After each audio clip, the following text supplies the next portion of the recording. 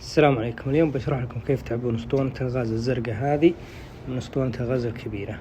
كل اللي تحتاجونه مفك 10، وعندكم اللي هذا اللي يركب بالاسطوانة هذه، والوصلة هذه اللي تركب بالاسطوانة الكبيرة.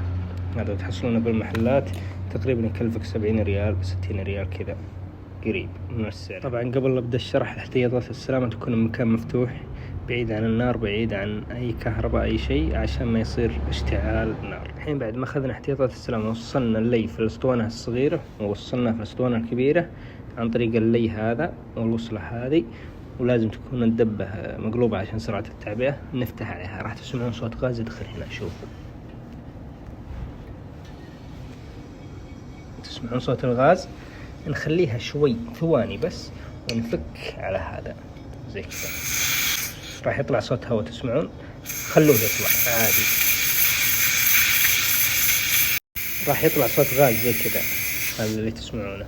ننتظر، وراح اقول لكم كيف تعرفون انها تعبت بعد شوي. شوفوا الحين يطلع زي المويه كذا، بين انها بدأت تتعبى. شوفوا، انتظروا الحين، ها لين يطلع خط واحد. اذا طلع خط واحد معناتها تعبت. نروح نقفل على هذا. شوفوا الحين جالس يتعبى شوي شوي. ننتظر لين يصير خط.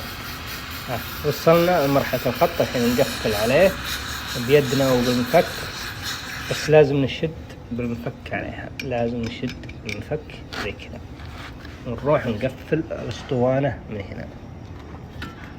خلاص كذا عبينا اسطوانة الغاز بالغاز بدون ما نروح المحل وندفع مبالغ كثيرة. يعني تقدر تعبي هذه أكثر من مرة من نفس اسطوانة الغاز هذه، وبسعر رخيص.